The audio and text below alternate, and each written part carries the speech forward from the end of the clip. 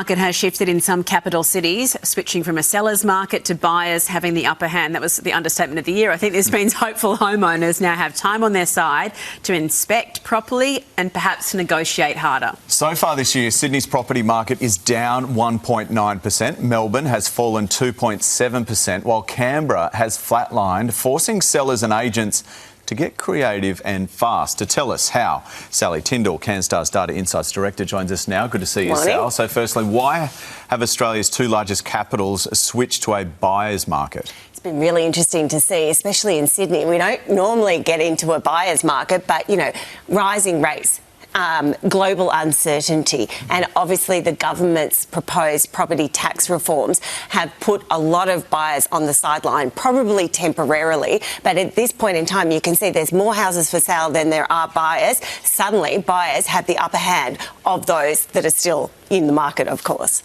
So 5 weeks after the budget, we're still talking about it, which doesn't happen very often, because I think it's still confusing for lots of people. So what is the state of play at the moment? Are people just being cautious, or is this a genuine shift in direction for property markets? Yeah, really good question, because you've got to remember the big picture of the government reforms was to kind of shift the property market, to make it easier for people to get into their own homes. And so we are seeing these interesting forecasts come out from the economists. Take CBA's economic team. They've got, you know, Sydney, Melbourne, Canberra falling in 2026. They're already falling, but falling even further. So Sydney down 6% through to the end of the year, Melbourne down 7% on the back of these tax reforms and the fact that we've got higher rates. But in 2027, they've got them rebounding, at least in part, you know, so it is probably going to be temporary. I don't think that we're in for this massive landslide. I think people will work out that, you know, it's not quite as scary, not quite as dramatic as they initially thought. Yeah. Tough market. Is this a great opportunity for real estate agents, you know, who are very good,